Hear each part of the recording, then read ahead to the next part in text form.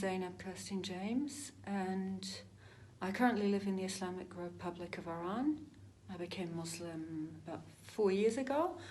And I'd just like to talk about some things that attracted me to Islam, and maybe if people think about them, these are points that could attract other people to Islam.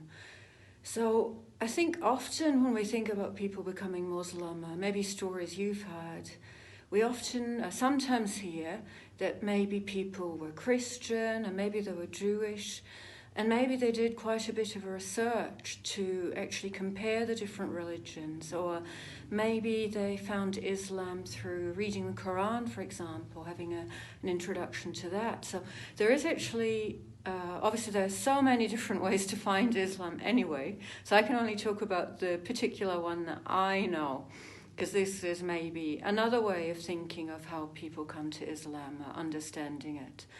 So for me, it was a little bit different. I think I've said before that I always prayed anyway.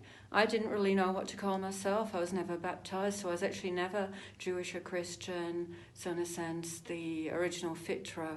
So I was still, I think as we say it technically, in or on the original fitra.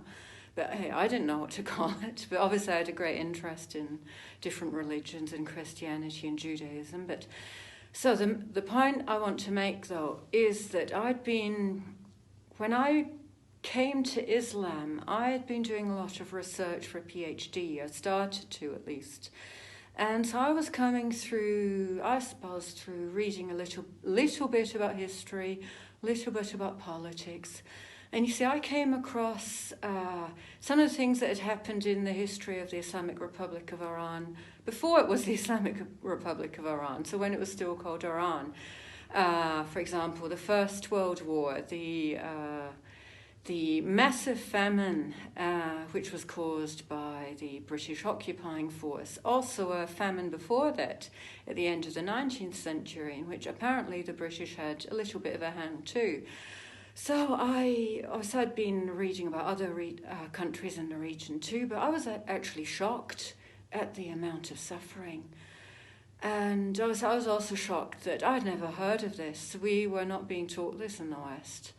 And because of the subject of my proposed PhD, even though it wasn't political, I had to also understand the history and the politics of the region, of the countries I was interested in. I was reading more about Palestine, and again, because I grew up in Germany, I didn't know much about Palestine at all. I had very strange cliches in my mind, because that's how we saw things in Germany, and to some sadly, that's still largely true. But yeah, so I just more and more developed this sense of great injustice. Now that for me is nothing new, to be horrified at some of the things that happen in our world, because these are things that since I was a kid, and I remember in India, and I saw a kid my age, about 6 years old, begging in the street. And there I was in my nice hotel room looking out of the window and seeing this kid my age begging. So things like that. So in a sense, it was this outrage, a moral outrage. And because I was already, in a sense, religious or spiritual, even though no one could put a name to what my religion was. And then I read about the life of the Holy Prophet. And also I'd been raised in the West with all these cliches. And that sort of was it. So once I'd understood who this person was, then I realised this was just obviously the best role model, the most perfect role model of a human being we could have. And so that was basically it. So I was I knew that was this was the correct path. And obviously after that I went and said my formal Shahada. But so in a sense I'm trying to say that there was this great sense of not wanting to put up with suffering and injustice in the world. So it's when we really care about other people, about humanity, and we're not going to let oppressors continue. So this is a different way of coming through to Islam. And I think probably most of us as Muslims need to actually be aware of that this is another way of talking about our faith.